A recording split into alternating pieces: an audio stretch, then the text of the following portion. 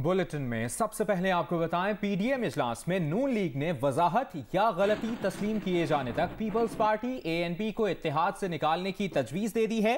PDM के secretary general Shahid Khaqan Abbasi ने peoples party और एएनपी को जारी शोकॉज पर ब्रीफिंग दी है। नुमाइंदा जियो न्यूज़ वकार सती इस वक्त हमारे साथ मौजूद हैं, उनसे जानेंगे वकार क्या तफसीलात मिली हैं इजलास के बारे में। देखिए, पाकिस्तान डेमोक्रेटिक मूवमेंट की 8 जमातों का इजलास पाकिस्तान पीपल्स पार्टी और एएनपी के बगैर यहाँ पर मौलाना फजल रहमान की सरबराही में शुरू है, जिसमें पाकिस्तान मुस्लिम लीग नून के प्रेसिडेंट मियाँ शहबाज शरीफ, मरियम नवाज शरीफ, जबकि मियाँ मोहम्मद नवाज शरीफ लंदन से ख़ुद यहाँ पर वो मौजूद है ऑनलाइन। इस इजलास का 1 पॉइंट एजेंडा ये था कि हुकूमत के ख़िलाफ़ किस तरीके से एहतजाजी तहरीक चलाई जाए, बजट के हवाले से क्या हिकमत अमली हो, जबकि पाकिस्तान पीपल्स पार्टी और एएनपी के हवाले से क्या मौक़िफ़ अपनाया जाए। इसके ऊपर पीडीएम के सेक्रेटरी जनरल शाहिद खाकान अब्बासी ने सैर हासिल वो ब्रीफिंग दी है यहाँ पर पूरी पीडीएम को, और बताया है कि क्या इख्तलाफात थे, क्या बात हुई, पाकिस्तान पीपल्स पार्टी ने क्या जवाब दिया शोकाज नोटिस का। और यहाँ पर मुस्लिम लीग नून ने यह तजवीज़ दी है शाहिद खाकान अब्बासी के ज़रिए कि जब तक वो अपनी गलती वो तस्लीम नहीं करते उनको पीडीएम में नहीं लेना चाहिए।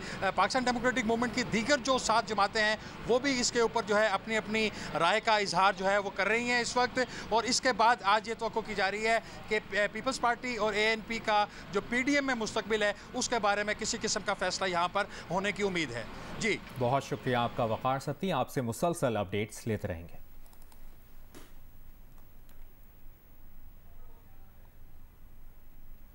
अभी आपको बताएं, वफाकी वज़ीर इत्तलात फवाद चौधरी ने यह मशवरा दिया है कि शहबाज शरीफ अपोजिशन को इकट्ठा करने की बजाय पहले नून लीग को इकट्ठा करने पर ध्यान दें। उन्होंने कहा कि कश्ती भंवर में है, अगर इससे निकले तो फजलुर रहमान का कंधा तो हर इंतशार के लिए हाजिर ही है। ये भी कहा कि अपोजिशन संजीदा हो तो इलेक्शन इस्लाहात पर बात के लिए पीडीएम जैसे चूचों के मुरब्बे की बजाय पार्लिमानी लीडर्स बात करें।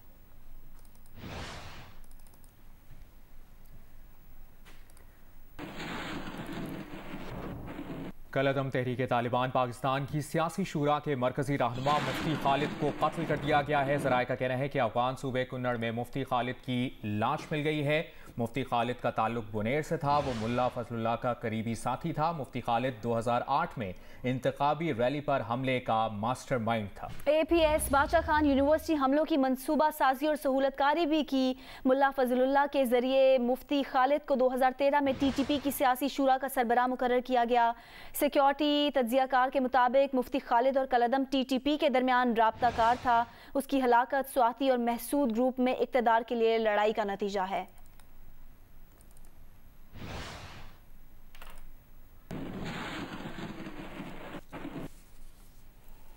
अभी आपको बताएं, जहांगीर तरीन ग्रुप के MPA नज़ीर चौहान का कहना है कि पंजाब पुलिस ने शहजाद अकबर के कहने पर झूठी FIR दर्ज की है।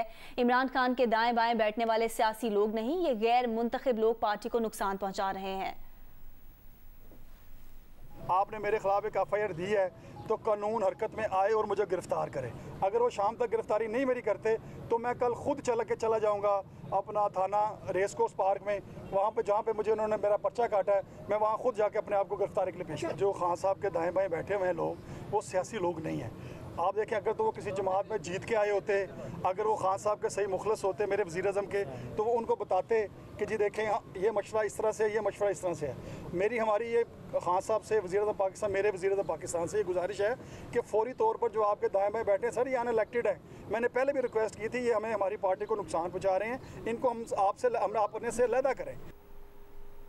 और इससे पहले मुशीर दाखिला और एहतसाब शहजाद अकबर की दरख्वास्त पर MPA नज़ीर चौहान के खिलाफ मुकदमा दर्ज कर लिया गया। शहजाद अकबर ने मौक़िफ़ इख्तियार किया कि जहांगीर तरीन ग्रुप के नज़ीर चौहान ने TV प्रोग्राम में बेबुनियाद इल्ज़ामात लगाए जिससे उनकी जिंदगी को खतरा हो सकता है। वफाकी वज़ीर इत्तलात और नशरियात फवाद चौधरी ने शहजाद अकबर से इजहार यकजहती करते हुए कहा कि ज़ाती दुश्मनी के लिए मजहब कार्ड इस्तेमाल करना मुनासिब नहीं।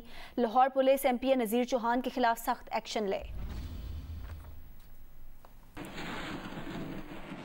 वज़ीर-ए-आज़म के मामले ख़ुसूसी बराए एहतसाब और बशीर दाखिला शहजाद अकबर की दरख्वास्त पर थाना रेस कोर्स में जहांगीर तरीन ग्रुप के MPA नज़ीर चौहान के खिलाफ मुकदमा दर्ज। शहजाद अकबर ने नज़ीर चौहान के खिलाफ 20 मई को दरख्वास्त दी थी। मुकदमे में 258, 506, 199, 153 की दफात शामिल की गई हैं। दरख्वास्त में कहा गया है कि नज़ीर चौहान ने निजी TV के प्रोग्राम में बेबुनियाद इल्जामात लगाए, उनकी जिंदगी को खतरा हो सकता है। नज़ीर चौहान की गुफ्तगू का मतलब करप्शन के खिलाफ काम की हौसला शिकनी है, सख्त कार्रवाई की जाए। सोशल मीडिया पर अपने बयान में शहजाद अकबर ने कहा कि कुछ नादान दोस्त अब भी सोशल मीडिया पर गुमराहकुन बातें फैला रहे हैं।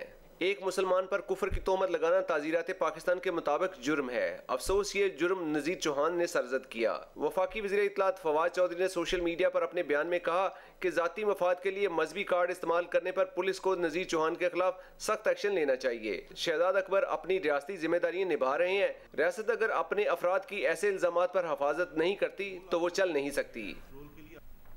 अभी आगे बढ़ते हैं। खबर दें आपको शेखपुरा से, जहां पर दुकानों के किराए से मुतालिक होने वाली नीलामी में 1 अरब 25 करोड़ की पेशकश सामने आई है। ताजरों के 2 धड़ों ने सियासी कारोबारी धड़ेबंदी की वजह से इतनी बड़ी बोली दी। इलेक्ट्रॉनिक्स की दुकान का इस वक्त किराया सिर्फ 22,000 रुपए महाना है। 1 अरब 25 करोड़ रुपए महाना किराए की पेशकश ताजिर जुबैर अनवर ने की।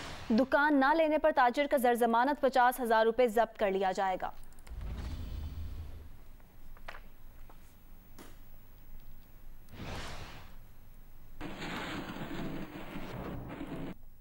इस्लामाबाद कोरोना वैक्सीनेशन में सबसे आगे निकल गया है। कोरोना केसेस की शरह भी कम हो गई है। इस्लामाबाद में वैक्सीन के अहल 23% अफराद को इंसदादे कोरोना वैक्सीन लगाई जा चुकी है।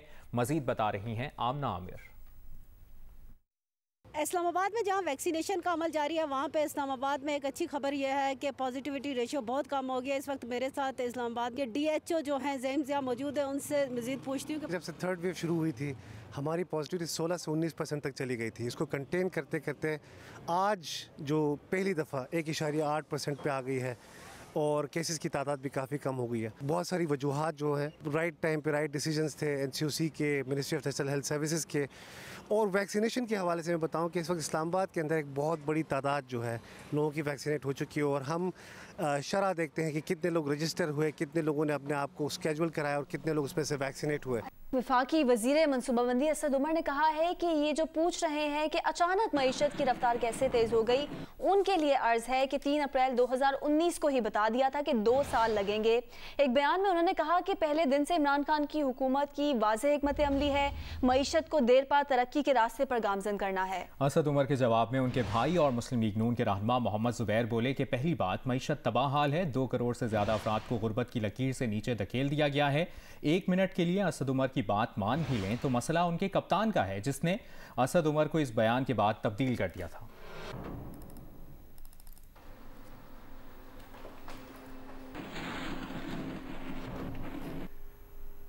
तर्जुमान सिंध हुकूमत मुर्तज़ा वहाब का कहना है कि विफाक पानी के मामले पर सिंध के साथ ज्यादती कर रहा है। 3 साल बाद असद उमर ने कहा कि नैब के होते हुए पाकिस्तान में सरमायाकारी नहीं हो सकती।